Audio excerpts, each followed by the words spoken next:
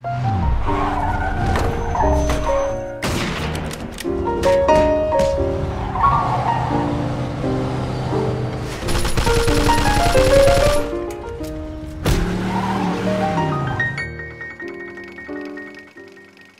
its core, Mafia 2 is a third-person action crime game. It has all the exciting car chases, all the gunfights and all the melee combat that you'd expect from a game like this. Our target kind of experience was very much things like Goodfellas, Godfather, very kind of adult movies with very serious themes. And for that to happen, we needed the game world to be realistic.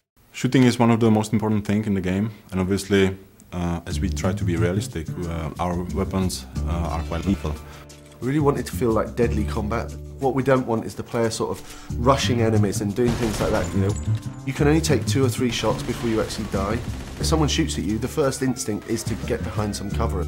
It really feeds into that intense feeling that we really want from the gun combat experience. We spent a lot of time and effort on the cover system because the player will spend a lot of time using it.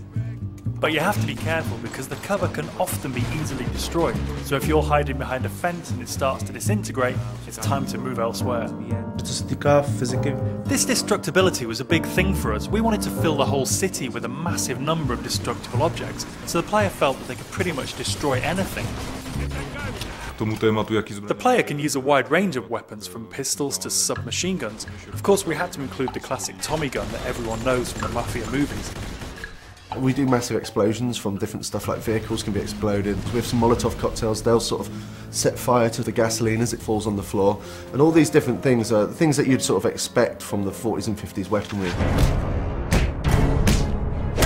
Melee combat in the game is a really sort of visceral experience. We wanted it to feel really brutal. So it's a very simple system. Using 2 buttons, you perform these either hard punches or light punches. And then using a combination of these, you perform these finishing moves. And the coolest thing is these finishing moves are sort of context sensitive as to where you are in the world. So if you're stood near the hood of a car, then the player might punch a guy and then sort of smash his head against the hood of the car, which is a really cool thing.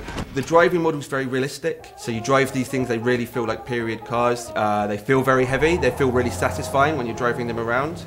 Once you get familiar with the controls, there's a real skill to doing the handbrake turns, the donuts and the skids in the street. The inspiration for these has been the cars and the car chases that you see in gangster movies. So if you visualise a gangster movie chase, you know, the cars screeching around the corner with the smoke coming off the tyres, guys shooting out of the windows with Tommy guns, this is very much one of the key goals for the driving experience.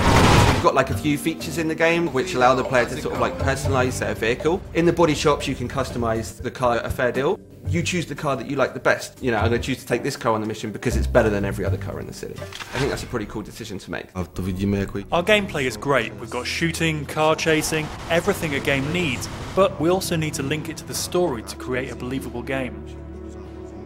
We needed to move away from some of the more arcadey conventions that you see in other open world games and focus more on a realistic experience for the player, so the player behaves like a Mafia gangster.